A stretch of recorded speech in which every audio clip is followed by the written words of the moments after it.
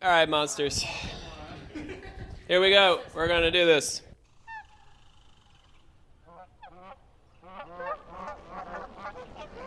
Hi, friends. My name is Rob C. Thompson, Doctor of Things Occult and Supreme Hierophant of the Secret Order of Alchemical Actors. Right now, I'm walking out to the campground behind the college where the alchemical actors have gathered for a little winter retreat.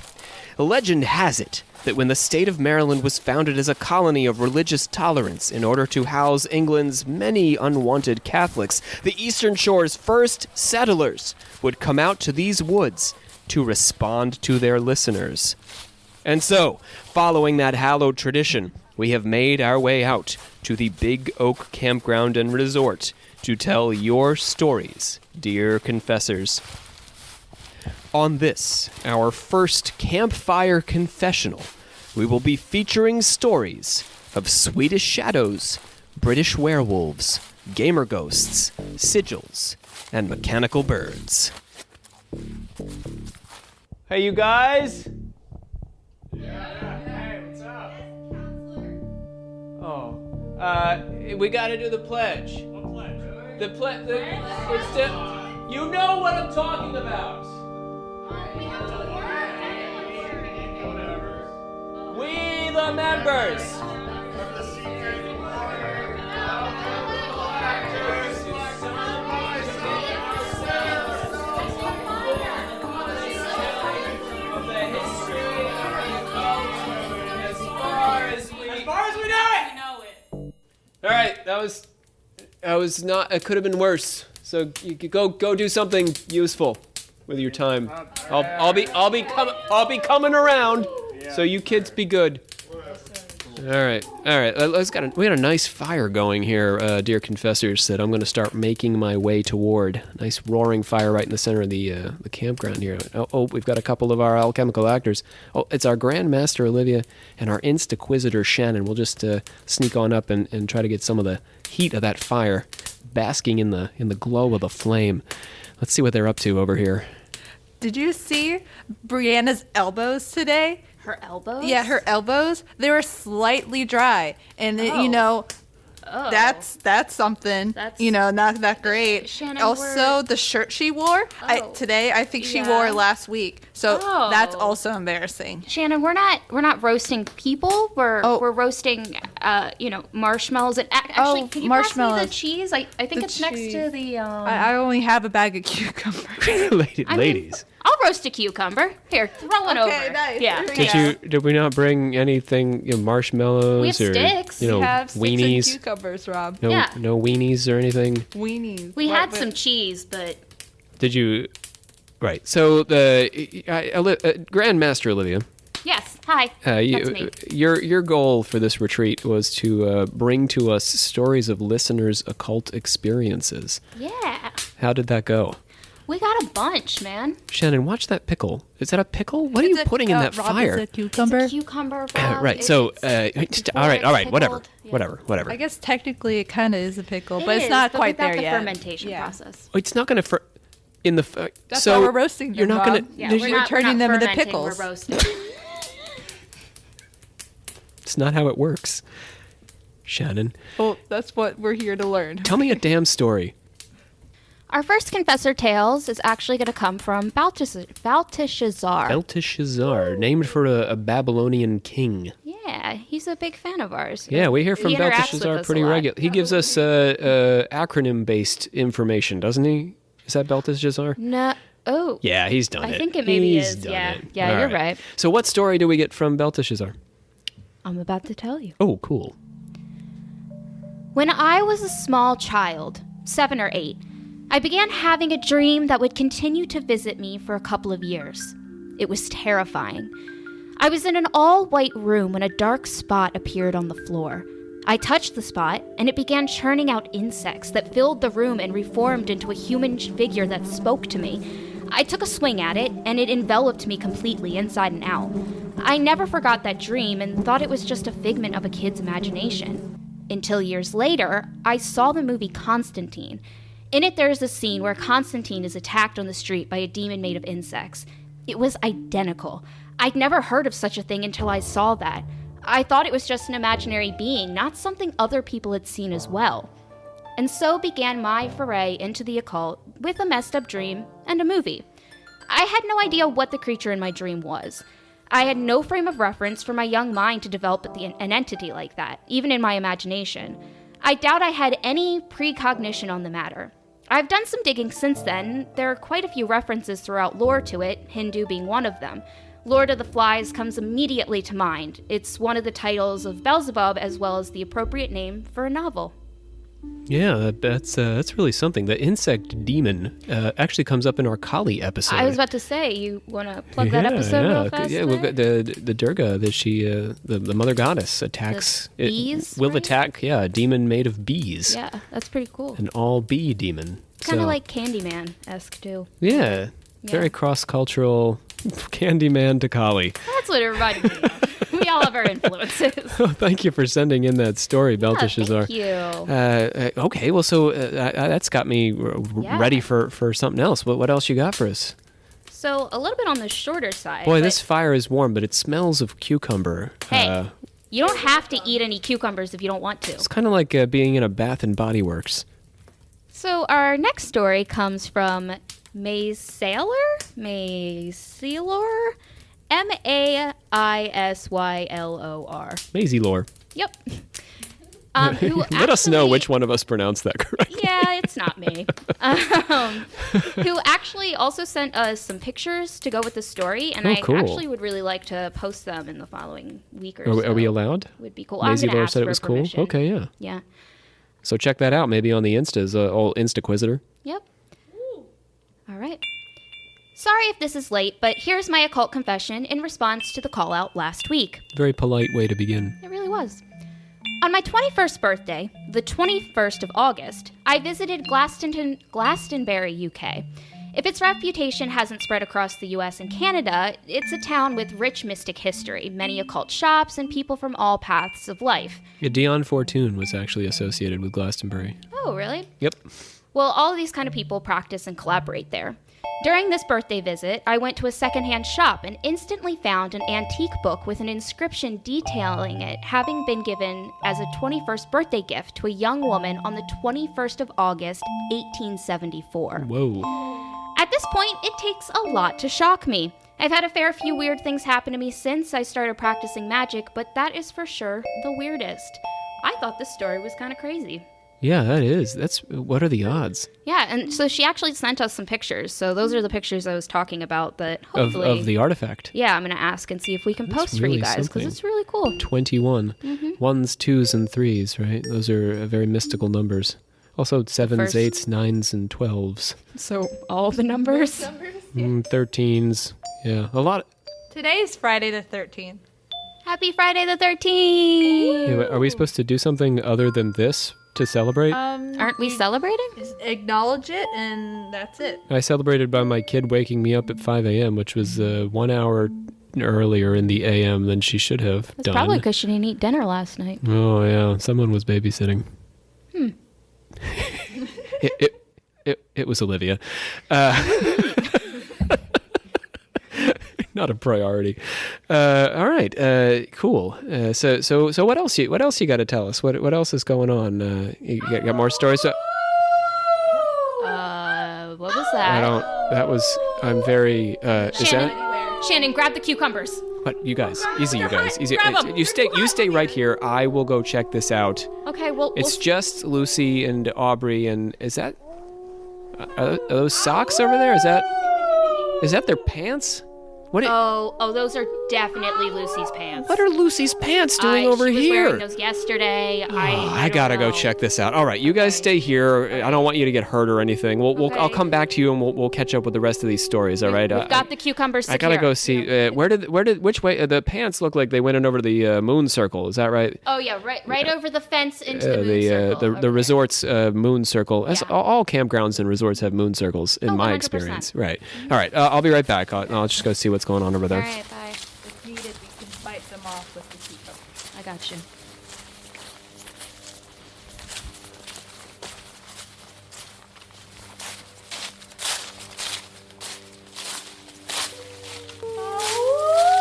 Here, so we're gonna start to work our way away from the campfire, my confessor audience. We're gonna work our way through. We're going now through the campground. Follow my voice here. We're going back to, we're sort of clearing here. It's called the Moon Circle here at the campground, where there are two pasty white shapes moving in the moonlight. It's almost you can't look directly at them. It's almost blinding in that Friday the 13th moon. It's Aubrey and Lucy. Ladies. Huh? It's December. It is mighty brisk out here, and you two are butt-ass naked. Why are you looking at us? We're preparing to shift, You Rob. were howling. You've made quite a scene. All the alchemical actors want to know what's going on over here. Shannon dropped all her cucumbers in the fire. We're just getting ready for the change, Rob. We're turning into werewolves. What's wrong with your voices? What do you mean? You're talking. Is something wrong this with is my not- voice, Aubrey? Do you hear something? You No, sound you don't- beautiful. to You me. sound beautiful. You Okay, don't- and this I is think not we're how beautiful together. you generally. in our nudity. Yes. You don't usually sound this way. Why do you sound like the cast of the Jersey Shore? It's part of the territory. What? guess. What territory? Northern Jersey? No, Rob. Mystical werewolf transformations. Okay? Yeah. I thought you were supposed to know about this stuff. Wait. So you are turning into werewolves Yeah. with New York accents. I guess that's how it is. Obviously. Well, how's that working out? Well, I don't see any fur. No, so I was going to mention that. That's disappointing Yeah, for it'd me. probably be easier to look at you both, but with the moonlight and the reflection. Well, you know what? Very white ladies. I'm sorry I didn't get a spray winter. tan. All right, let me see if I can. Well, it's unlike you. I mean, but I guess with the accent, I'm thrown while you don't have a spray tan. But let me see. I understand you developed the accent in the last few minutes, so that is. I've actually got here a story that might help you. Speaking of werewolves with an accent, Darren O'Conbury Ward, our listener from Lincolnshire, England, sent us a story of a Lincolnshire werewolf. Now, I thought that I might bring that over as an offering of peace here, Lucy, to acknowledge your supernatural right and maybe get you guys in the mood so you can get some fur on here so you don't freeze your butts off. Why, thank you. All right. Darren tells us now, this is in his own words. He says, I spent too long searching for source material of all the werewolf myths and tales I've heard growing up. A big fan of wolf lore, Darren. He grew up in the Berkshire forests, also Windsor Great Park, before those areas became overly populated. Then he moved to the farming county of Lincolnshire, and the house that he moved into still had gas lamps in every room. Far more rustic setting. Is that how you getting the feel for this? I do love rusticness. Sounds so nice. Yeah. Dialect just lingers, doesn't it? This was the late 1970s and the early 1980s, Darren says. At one point, the town in which he completed his childhood was a stronghold of the Knights Templar and also the Grand Prior of the Templars, England. Oh, yeah. All right. So that's doing it for you. Living in the Temple Brewer. The Bishop of Lincoln actually had a castle in the town, which is no longer standing, and entertained on a regular basis individuals including King John, Henry VIII, and the Templars' Grand Prior before they My arrested him cousin and once took met him. Beyonce. No, is it? No, the Beyonce was not. Before they arrested him and took him to Lincoln and then down to the Tower of London for the rest of his life. Okay. Darren, are those press-on nails, Lucy? What are you doing there? No, I think it's working. They're growing. They're claws now. Would you look at that? Look at that. Look at yours. Oh, wow. Look at that leg. Darren shared a particularly like that all spooky the time. story with us. I'm going to keep it going. Of a werewolf in Lincolnshire. Lincolnshire was. You sure you didn't just do that while I wasn't paying attention? I was busy with the story. No, All right, you're, This is all you're natural. really helping. All right, Darren shared a particularly spooky story with us of a werewolf in Lincolnshire. Lincolnshire was a very Viking and Germanic area. And it's got some of the most dragon lore in all of England. It was also the major center of black dog lore, which according to Darren is the equivalent of werewolf lore in England, where the wolves were driven off by farmers many centuries ago. Oh. Yeah, black dog Black lore. Oh, dog lore. Aubrey's into that. All right. That's It's bringing out her inner black dog. The year was 19... Okay, so we're going to get to the story here. Okay. You ready? Okay. This has been a lot of build up. All right. The year was 1926. In Langrick Fen near Dogdyke in Lincolnshire, Christopher Marlowe, a collector of folklore, not the Dr. Faustus playwright, who was also named Christopher Marlowe, but was a completely different guy. This Christopher Marlowe recorded the strange story of an excavation of a werewolf. The story starts with a man who never gets a name, digging in the peat outside of his cottage. You guys ever heard of peat? Do you know what peat is? No. Well, I've got an uncle named Beat. Oh, yeah. I remember him. Yeah, he's a good guy. Still with the accents. Yes, no, this is, peat is, you can dig it up. You would excavate peat. It's like in the ground to like, heat your home. You stick it in your stove. You can cook your bake. What do you werewolves eat? Anything raw? Yeah. I On the like raw rabbit. diet. Yeah, I prefer a raccoon. I Like think. sprouts, though, Squirrel and stuff, tartare. too? Do you eat sprouts and No. that kind of only the thing? sprouts. Radishes? Sometimes No. by accident. When go you're digging fast. through the peat, sometimes you get a radish. Oh, okay, so you've been in some peat before. You know what this is like. I'm learning. Okay. Back to the peat. Not Pete, but the Pete. Yeah, my uncle couldn't do. No, he wasn't there. So our man, our nameless man, digging in the peat, wouldn't have been expecting his spade to strike the bones of a creature with the body of a human and the head of a canine as he was digging through the peat. The man wondered if this might be some sort of invented creature like the kind displayed at fairs, and he brought it into his cottage to further investigate his discovery. His autopsy yielded no further clues about the monster, and so our man decided to turn in for the night. In the still of the darkness, he was roused from his slumber by a strange noise tapping at his window. Oh, what could it be? Whoop. Oh, woo!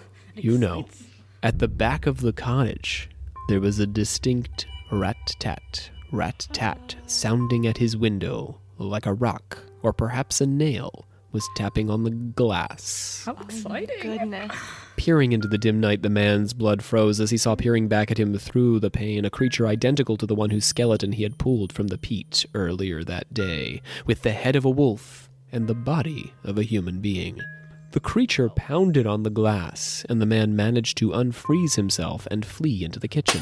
The glass shattered behind him as he locked the kitchen door and began moving his table and chairs to barricade himself in. The man waited for the Never night. a good idea. No, don't do that. The man waited for the night, listening to the creature raging and rustling in his cottage. Yes, I'm feeling it now. Except, yeah, you guys are looking a little furrier. Yeah. Yeah. Maybe you were already like that, though. The next morning, I'm a hairy girl. the next morning, he found the table overturned and the skeleton on the floor. Taking them up, he brought them back to the bog, where he reburied them in the exact site where he'd found them. So he put him back to bed Sure, yeah. under the peat. Under Pete. He put Pete the werewolf Pete under now. the peat. So, Who's your uncle? might have been... It's doing good. When the wolves became less in number as they were killed to protect farms, the myths grew to replace them. Tales of mysterious black dogs or demon hounds described as standing or running on all fours, and humans behaving like dogs, sort of like you two. Ow! Yeah, a little bit. Ow! Maybe without the accents, though. Spread like wildfire throughout the county. So, thanks, Darren, for sending that story in. And oh, there they go. Oh, girl, it's so cold. I'm worried about them. Boy, those butts are as bare as when I walked up here. Okay. And the accents don't... Get the rabbit. All right, well, that's it for them. I guess I'll make my way back to the campfire then. See, Olivia, I think, had a few more stories for me over there. But, Rob. no, she's... Rob, Yeah, Rob, what happened to Shannon? So Shannon's gone. Yeah, I see that. This bear came and took all of our cucumbers, and Shannon heroically, very heroically, ran after the bear into the forest Yeah, to get the cucumbers, and I just don't know what to do. I should have ran after her. I did see someone running after Brandon. I guess I should have Wait. figured that was the Shannon. bear. Yeah, His that name's was. Brandon. It's just Brandon. Oh, Right. So, Well, if you could bring our cucumbers back. but back to the stories. We right, got all right. that cheese though. So, Well, what's really, you cheese guys- without cucumbers when you're roasting cucumbers, This is Rob? the strangest God. packing you guys did for this evening. All right. Would you like another story, Rob? This is the last time I put you on the catering committee. Yeah, go ahead. Well, this one comes from Leanne Hensley Merritt. Thank you, Leanne. Hello, Leanne. Yeah, we've had a few messages from Leanne, as I recall. Very, very complimentary listener. What's Based up, off of Leanne? this story, I think we could probably hang out. Oh, all right. Leanne, hit me up. In response to your Twitter request for confessors to share their spooky experiences, I have a mildly spooky one. I'm a skeptic, down to my bones, I must confess. Oh, that's always the beginning of a good one. Oh, always my favorite. However, not to go all Fox Mulder on you, but I want to believe. Oh, it's getting better. So I made a sigil that corresponds to the demon Amon, made him an offering in the form of a charcuterie platter. A charcuterie. I can't pronounce It's words. a charcuterie platter It's a cheese platter. with pickles. Hey, I don't know how this works, or if demons get peckish in the course of their evenings. And did a ritual to summon what'd you say it was? Amen. Amen. You can say Amon. My door was closed, the lights were out, and I had candles lit to see what was going on. As I chanted, the wind really started picking up. Excited, I chanted a little louder and with more gusto. Yeah. The wind grew more and more intense, and then I heard a loud bang behind me, as if someone kicking the door in. It was a nice sound effect you made there. Thank you. It swung open. I got up, poked my head out into the hall, and quietly called, Amen? Amen. Nothing was there. Huh. I closed the door and sat back down, chanting some more. The trees outside, which were blowing around the fierce wind, really looked like they were forming a big, demony face. She's some kind of skeptic. It was pretty cool. But I'm pretty sure I didn't summon anyone. Maybe he didn't like the cheese selection, is vegan, or lactose intolerant. Well, that's entirely possible. Did you think about that before you created your cheese selection for this evening? No, we just brought cheddar. Hmm. Just cheddar. Just the cheddar. Cheddar. Cheddar? The cheddar? Bring me the cheddar? Oh, my ass! Brooke, your ass! Rob, I think something's wrong with Brooke's ass. What gave you that impression? All right, I gotta get it. Where are they at? They're over in the tree house, right up in that's, over I by think the that's what playground. it looks like, all the way up in the Ay, tree ay, ay, house. I hate climbing up in there, especially. Can you imagine the three of them crammed up in that tree? Oh, for the love of it! All right, I'm help her coming. ass. I'm Come on. coming, All children. Sorry, Olivia. I'll be back. You have more? We have more stories, or? Yeah, but we don't have any cucumbers. All right. I'll be back. We'll make it work. It's fine, I'm just here with Shannon. Okay. All right. Okay. So, listeners, I've made a quick trip now from the campfire. Just right behind the campfire, we've got the playground laid out, and atop the playground, there's a tree in which is situated a treehouse, which is generally, I just assume this. Now it's December. There aren't any other people out here at the Big Oak Campground and Resort except for us crazy alchemical actors. But I assume that this treehouse is generally for people under the age of 12. But this evening we have three grown-ass human beings have managed to work their way up into it, apparently not very elegantly from the sounds of Brooke's ass. So here, we're just going to work my way up the ladder here. I can't even find, where is the, I'll just climb the trunk. All right, guys. Could someone help me up here? Oh, for the love of it, got splinters Did somebody all get up in some my ice for pants Brooke's and- ass? I don't. Oh, Yeah, I there's a just huge came pain in up. my ass. You should have told me before I climbed guys, all the way up here. Guys, I think Rob's trying to get up here. Oh, Thank you, Rob, come thank on. you, Dan. Just take my arms there and Here. haul me. Oh, I got you. There we go. all right, Wow, okay. you are That was heavier than I not remember. elegant. Okay, so fine. So long as I'm here, your assignment for the day. We just heard a story about a sigil. And it just so happens that our friend Emily, the editor, sent us a book, The Sacred Alignments and Sigils, Angelic Magic, Renaissance Thought, and Modern Methods of Sigilization. This is by Robert Podgorski. And now I had passed this book on to you, Dan, and Bree and Brooke, and your assignment was to come back with a review. So how did this go? I pored over it. There are many highlighted portions of this book, and I am deeply honored to have received this from one of our listeners. It is a really great read, and here are some thoughts on it. Okay. So, the book is essentially a guide and analysis of a unique sigil developed by the author and practitioner Robert Podgorski. This sigil, which he dubs the grid sigil, is intended to focus and enhance internal workings of the self, but also non-internal applications such as dowsing, which is divination via the underground, and practical elemental magics and connections. So you draw this sigil, and you can find water. Only if it's underground, Rob. So I can't find water that I can see with my eyes. Not at all. Go on. There's a reason that dowsing is most popular with elderly farmers. Anyway, Podgorski describes this grid sigil as such. Ultimately, the use of the sigil is aimed at affording a higher sense of the interaction between the weave of celestial and terrestrial energies as they exist, and the aspirant's place between this great tapestry. The amount of love and detail he puts into this book cannot be stressed enough. He truly displays a passion and admiration for past and present magical endeavors. He speaks often poetically and philosophically, showing a deep understanding of sigilization.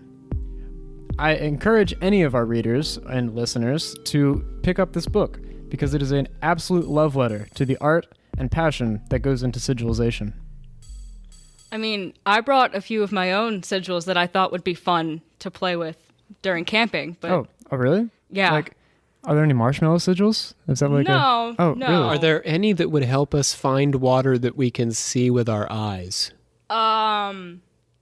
No. Because that's the no. one thing this sigil doesn't do. Mine do things that sigil doesn't do. Oh, go on. Okay, so the first We've got battling sigils. This is like, banjos, but more metal. Yeah. So the first one that I have, the English name for it is called necropants. Necropants. Yes. So like dead pants. Yes. So what one That's does? what you don't want to get, Dan. You don't want to get the dead pants. Oh no, you want these dead pants because I have a pair of corduroys. Are they like the same thing? They're pretty dead, from what I hear. Yeah, they're actually coming back in style, though. Oh, really? What is Dude, wrong with you sweet. guys? No longer dead, huh? All right, go ahead, Bree. Tell us about the so necropants. necropants, you pretty much get the skin of a corpse and make them into pants, and you can get endless supply of money. I think corduroys are made the same way, honestly. Know your worth on But- the black market. What kind of Bitcoin can I get from this? I'm sorry to tell you that you cannot get Bitcoin. It is just actual coin. If it's not digital, it's kind of lame, honestly. I mean, if you get the These finger bits, it necropants. is kind of digital. These dead That was pants a really need to bad get pun. with the present, get with the times. Well, I've got two other sigils. All right, go on. Okay, so one of them is called the Seven Thorn, which is also known as the Sleep Thorn, and it can be used to put somebody into an eternal coma. I have got a list. Okay, so what's going on though in your day when you're thinking to yourself, I hate this guy, but I don't want to kill him. I just want him to be in an eternal coma. That's literally exactly what Loki does in the lore where this is brought up. He puts one of the gods, Balder, which he picks on all the time, into an eternal sleep, and all of the gods have to try to wake him up, and it is the most hilarious story. Yeah, but that's like Bond villain stuff. Like, you could just shoot a guy in the head, but no, you're going to put him into an eternal coma so that, Prince Charming comes by and makes out with him and it all works out okay. No, it's because it's funny, because Loki gets to watch all of the gods struggle. Third sigil, please. Yes, so this one does not have an English name, and I am not going to try to pronounce the actual name of it. We'll call it Necro Underpants. I mean, I guess it works. So, We'll cut out Look. all the parts where we enjoy our own. Look, all I'm saying is I'm not putting dead skin anywhere near my genitalia. you don't have to for this one. I feel like historically that's a good choice. Well, this one, you don't have to put dead skin on your genitals. The other two you do. No, just the one. Seven Thorn, you just have to make this really complicated poisonous thorn and shoot somebody with it. Go on. Yes, okay. So the third one is a way to summon a evil spirit. Now, this is supposed to only be used in the most dire of times, but I figured tonight we might get into that, considering I could hear howling earlier, so. No, it's just a couple of naked chicks running through the forest with New York accents. As I said, the most dire of times.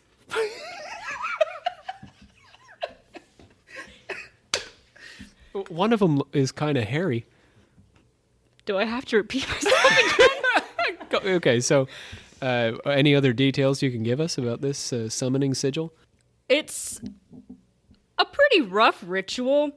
You know how I love human sacrifice? We do, yeah. This does not involve human sacrifice, but it's pretty bloody. What are we sacrificing? Usually it's some sort of livestock or cattle. Well, luckily, Brooke brought a sheep with her tonight, which is kind of strange, to be honest, Brooke. Oh, I know. I told her to bring it. Oh, well, where do you keep your sheep? Did you go out and get that today? That's actually my pet sheep. It lives in the house with me. Oh, So I was you know- not under the impression Right, that we yeah, were Bree's gonna sacrificing kill it. that. I'm sorry to and- break it to you, Brooke, but you She's might need to gonna- say bye to that sheep. And she's going to My make you wear fault. it as underwear or something. So you can Isn't that see just- water. Doesn't Hanes already do that? Isn't there cotton underwear? Yeah, well, yeah, but that's wool. That would be Wool wool. underwear.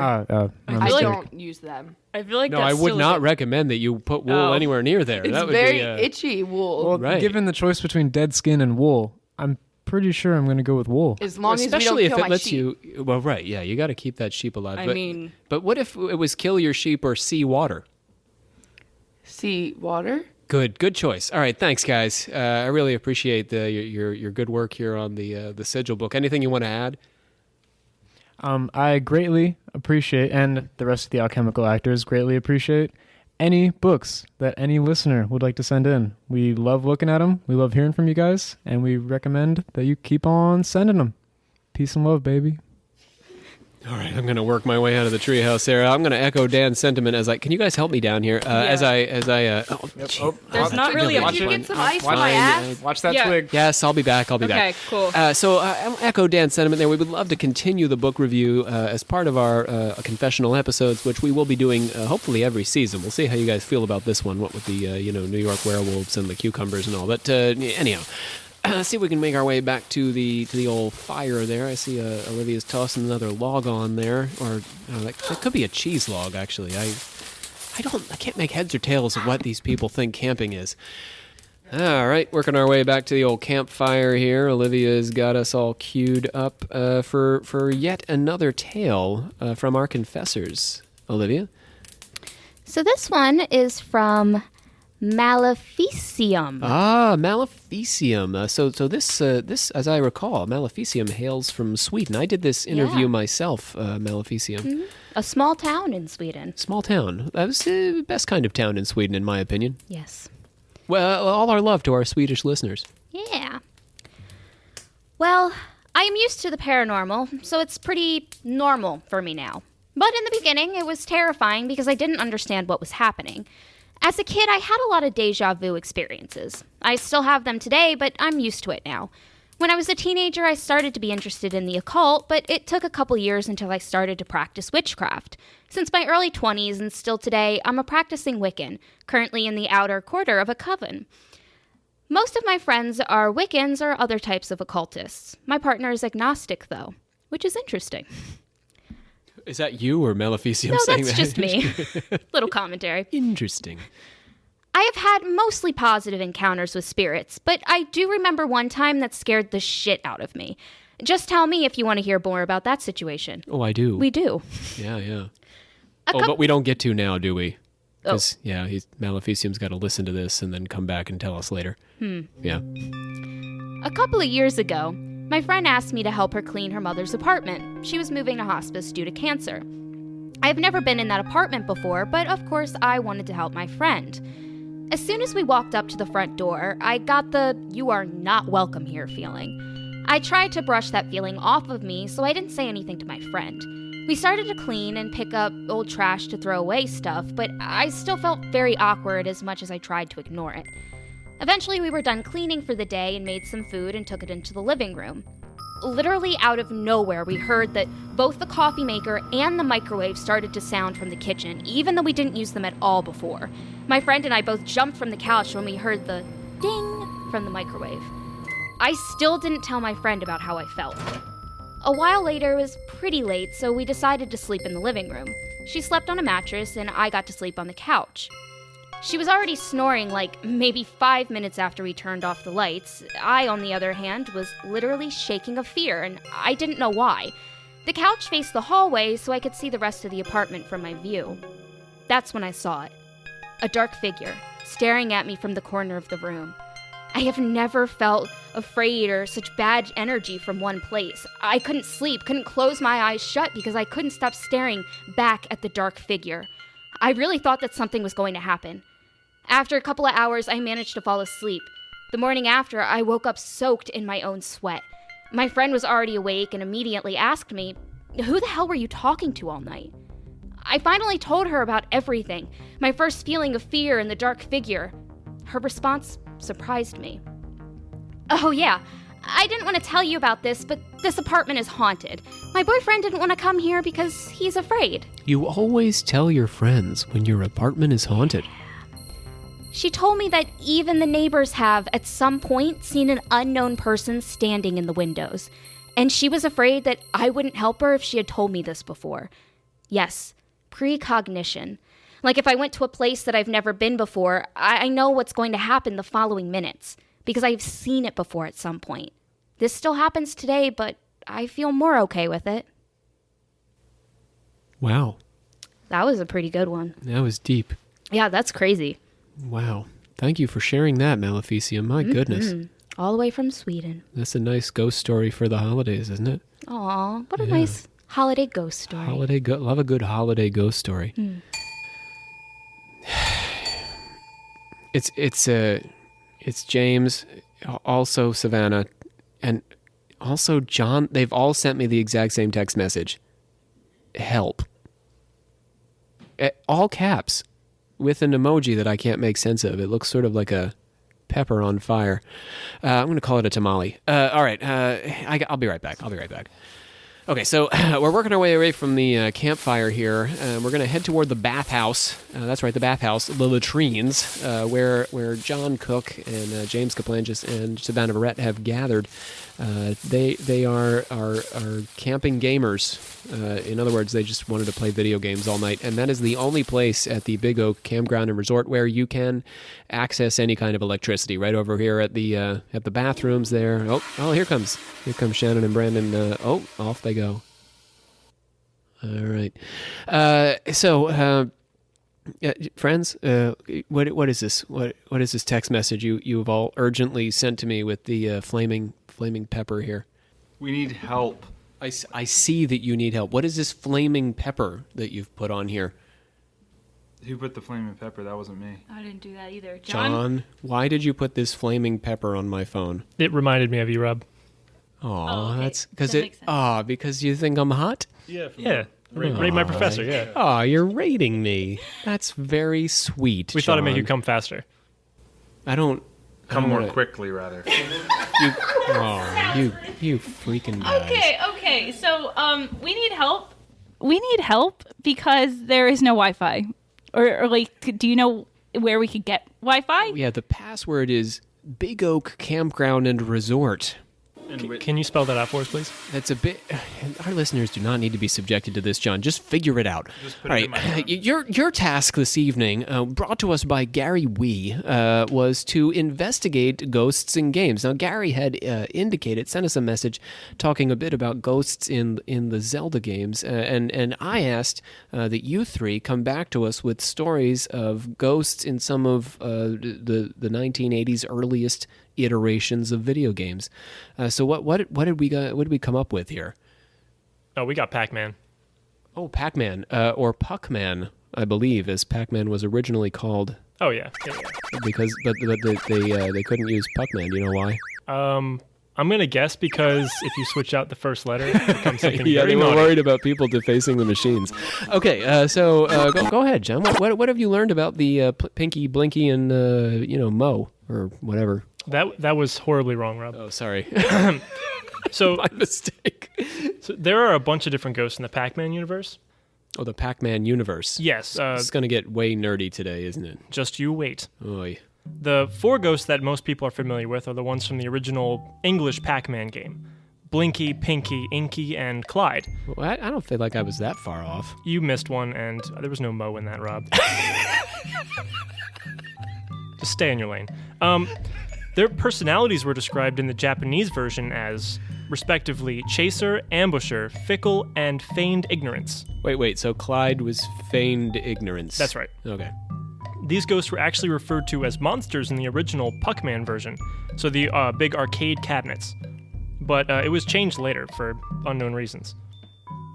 Unknown reasons. Yeah, I couldn't find a reason why they changed it from monsters to ghosts, but it seemed like the translation in Japanese for the Pac-Man ghost actually translated to monsters. Oh. So I guess when it came over to America or English-speaking countries, they changed it to ghosts. So in Japan, monsters look like things with sheets over their heads and little eyes? I guess so, apparently. Who knew? So the amount of known ghosts in the expanded universe came with the introduction of the Pac-Man EU with the release of the Pac-Man cartoon in 1982.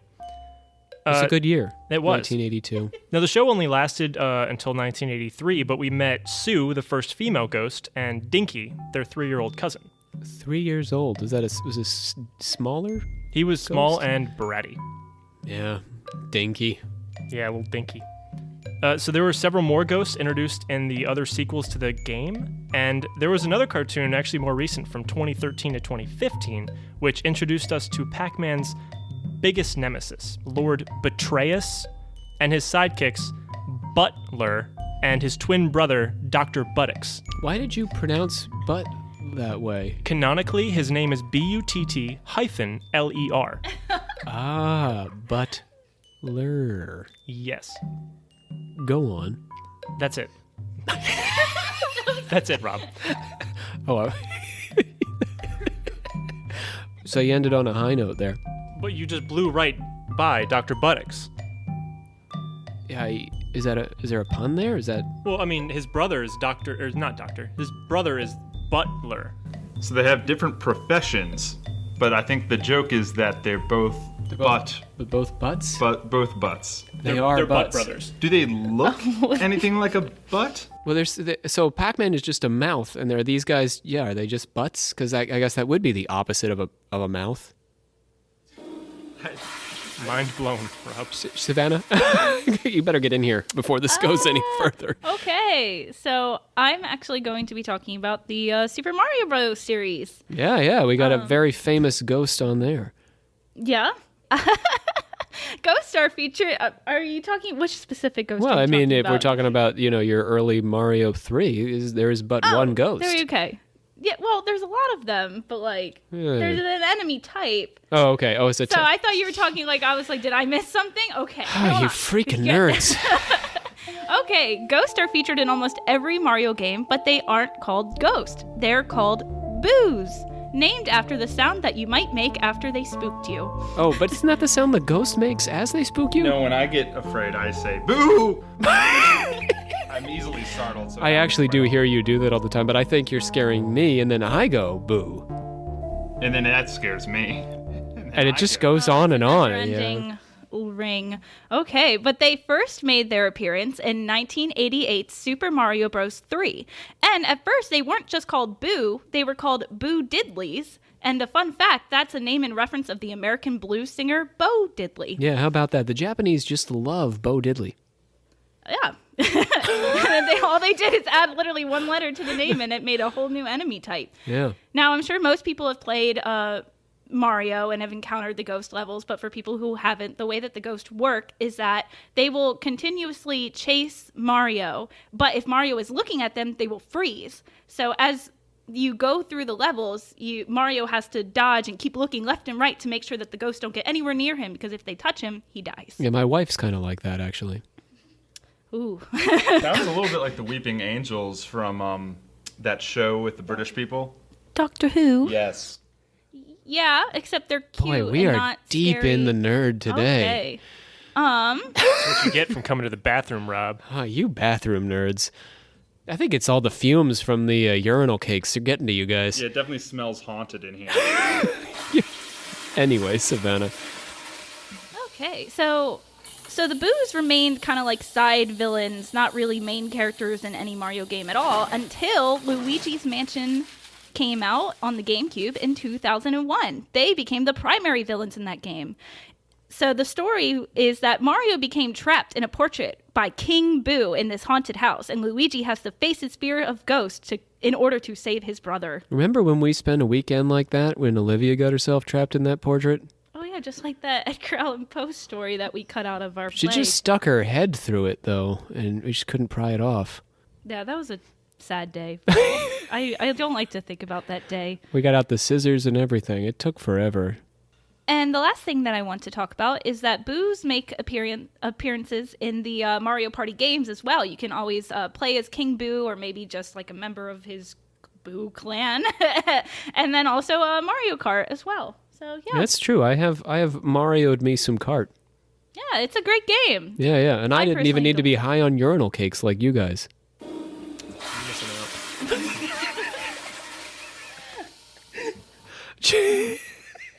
Yes, Rob? Come on over, James. You were tasked with the sort of the opening question that we started this all with: ghosts of the Zelda games and how ghosts function. This came back to our question about the Poe spirit and what it was named for. But before you start there, James, is that a pigeon? This right here? Yeah. What is that? What is that in the cage there? This is, it's a bird. Right. Savannah? Did you bring that bird here? I caught it. You caught. It was trying to spy on us. What are you doing with that bird? We keep it in the cage so we can monitor it. She keeps it in the cage so she can monitor They it. helped me. All right. Come on, James. Let's hear about the ghosts in Zelda. Yeah, the ghosts in Zelda. So, starting with the very first installation of the series, The Legend of Zelda, back in 1986. We're going back even further than the Mario franchise with their first ghosts. Is that true? It is true. Yeah. Ghosts were not in the first two Mario games. Yes. Which is weird. So technically they weren't Poes back in the very first installation of The Legend of Zelda. They were called genies, spelled Ghini, and they looked a lot like Boo, just like a floating ghost. I remember them looking a bit angrier, though. Yeah, they were angry and they only had one eye. They were cyclopean Boos. Yeah, they were pretty terrifying. But they operated the same way as Poes do, where they would only appear in the graveyards of cemeteries if their graves were disturbed. And back in the first games, like one would appear, and if you continued stepping on that other graves while you were fighting it, more and more of these genies would appear, and they would be invincible. You could only defeat the first one. It was a great way to farm for stuff, though. Yeah, you could farm for stuff that way. They fixed that in the later games where you could still attack the other poltergeists, if you will. But the big thing is that they only appear in the graveyards. Later on in the series, I think it was A Link to the Past is when they first made the change from the genies to the Poes, which looked a lot different. They were like hooded ghosts or hooded spirits carrying a lantern, and the lantern was their soul area, right? So like even in Ocarina of Time, you would see that the lantern, even if the Poes turned invisible, the lantern would stay visible. Ah, that's right. So you know where to find them. Yes, and then after you defeated them, you can capture their Poe spirit in a bottle, much like they had their spirit in their lantern. And sell it for candy. Yeah, yes. But even so, this was still, they were pretty much restricted to the graveyards and the... Places of the dead? Yeah, Places of the Dead, besides, what is it, Termina Field? Yeah. Where we assume that a bunch of people died in the time gap. But this is also similar to Pokemon, where in the first games there were ghost-type Pokemon, but you could only ever find them in Pokemon Tower, which was a building that was a bunch of levels of cemetery, which is strange to me. We don't really have multi-level buildings that are all have tombstones in them. here in the States, I don't think. Do But you think the Japanese do? I'm not sure. I know that they don't really bury their dead historically. They cremate. Weren't the early Pokemon games like there was one of them that drove children insane? Was this it? I'm not quite sure. Oh, well, yeah. There was a girl in Lavender Town where the Pokemon Tower was that would talk to you and say, you know, do you believe in ghosts? And you can answer yes or no. If you said no, she would say, well, then just don't mind that white hand on your shoulder. Which is strange because a lot of Pokemon do not have hands, so it's not like a ghost Pokemon. A Pokemon, it would be like a human ghost that she was referring to. If Like that's in what your you're talking house about. with you? Just outside, just on your shoulder. Like you personally, the gamer? That we were ghosts? I'm terrified. You're scared that I'm a ghost? No, I'm scared that the girl on the game is telling me that in my house there's a white hand on me. Oh, see, you're not role playing, right? See, she's talking to your character, not okay. the player. You should never be afraid while playing video games for your actual life. This is how people went insane. I suppose so. And that's all you have to say about that, huh? I could say a little bit more. Go ahead. If you like. Well, in the second Pokemon games, where we were in a more Japanese style area, there were where you could find the ghost type Pokemon were actually not in cemeteries or graveyards, like in Legend of Zelda or the original Pokemon games, but in these other towers that were really kind of like Shinto based places. So it was a lot like the Shinto shrines, and that's where you could find the ghost Pokemon, which makes a lot more sense considering the Shinto religion and their beliefs. Very good. All right. Well, you guys have satisfied your assignment. I appreciate that. So I'm going to go ahead and head back to the. Rob, What? I've done some research, and I really think that I need to share this with the world, and more importantly, you guys, because you guys need to be safe. I even have the bird here. Is this about why Pokemon makes you insane? No. Has to do with nothing to do with stacked video Japanese games. I mean, but cemeteries? birds are kind of like Pokemon, so like we could say that it's like video games. Like mechanical birds, like you probably need some video game experience to be able to control them right. Like I found research, facts about birds that I need to share. All right. Fine. Today, I am going to open your eyes to a very important truth. But before we start, I have a very important question to ask you. Has anyone here ever seen a baby pigeon? Now that I'm thinking about it, no. I've never seen a baby pigeon. I don't. No. I can't remember ever doing that. Yeah, well, think about that while I tell you about all of these facts. It's a lot of things going on at once. So, I must admit that I was skeptical at first, but upon further research, I believe there are too many facts to deny it. Birds are not real. They are spies that work for our government. I began my journey into the unknown on a very reputable website known as knowyourmeme.com. Sold. There I was told that on March 27th, 2017, the website birdsaren'treal.com was created. I went to that website and I found a section labeled History, and I'm going to summarize this for you right now. And in the words of the article, the only way to properly explain is with words. And so, let us begin. In 1947, the CIA was created, and according to the article, their main job was to spy on the American public for their own protection, of course. With this method, they stopped a couple of crimes, but not nearly enough. But all of that changed in the early 1950s when the Red Scare began. America believed it needed secret surveillance more than ever.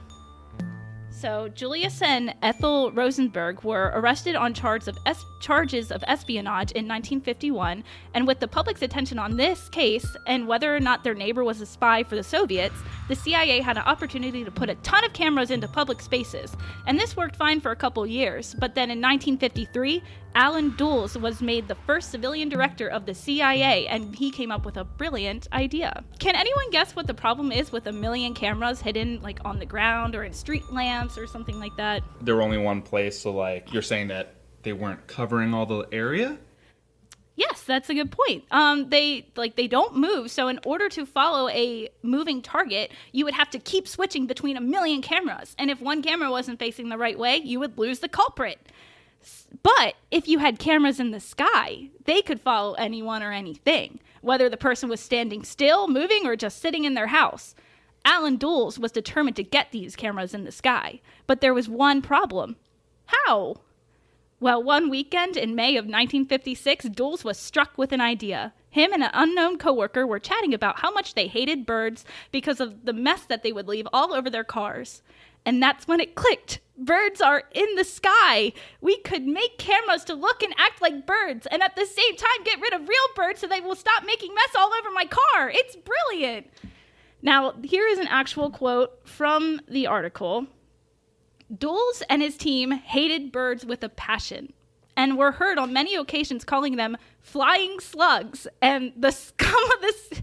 I'm sorry, I just take this very seriously. I'm full of emotion. And the scum of the skies, as they would often poop on their cars in the parking lot of the CIA headquarters and quite frankly all over the DC metro area. I believe, says the article author, this was one of the driving forces that led Jules to not only implement robots into the sky, but actually replace birds in the process. They did not need to kill all of the birds and could have launched a quarter of the robot birds that they did, but the pigeons in DC at the time were absolutely ruthless. John, stop trying to shove that plug into that bird's butt. What are you doing? Probe. Okay, so... an unknown woman at the time who worked at the CIA said this. And James, could you play the unknown woman for me so it feels like an actual episode? Yeah, sure. I'll just guess what she said. Get very close.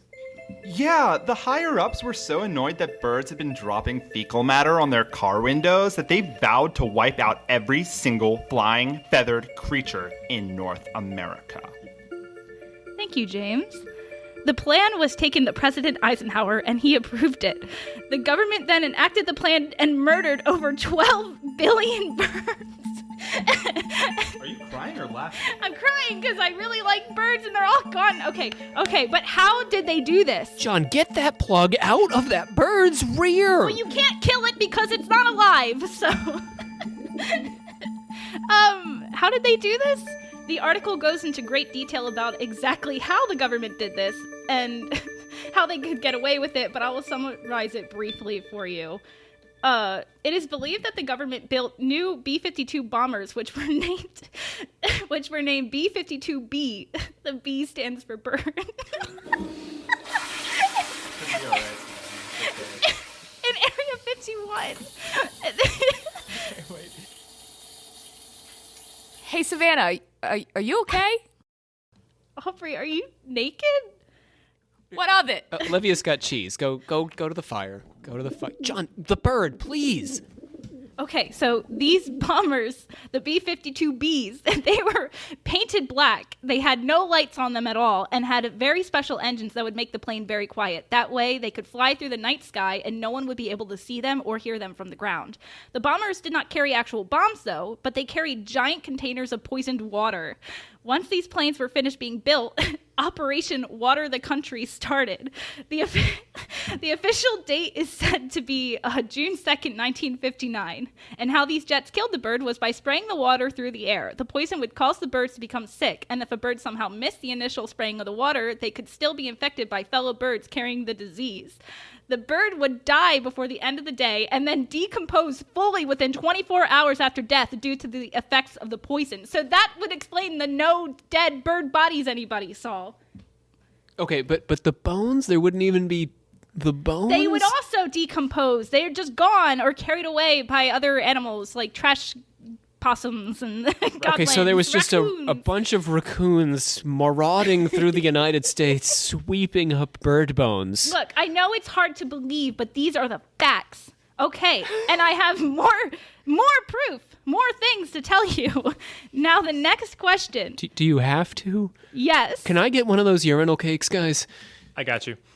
Look, I did this research. I have to share it now.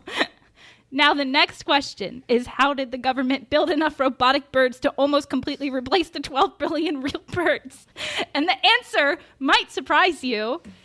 Nothing you could say would surprise me at this point. Okay, so here it is. They used a shit ton of acid. Well, not really acid. They would go to clubs to find young people partying in the 60s and 70s, since there were a lot of people partying then. And the government agents would act as if they were just cool kids here to hang.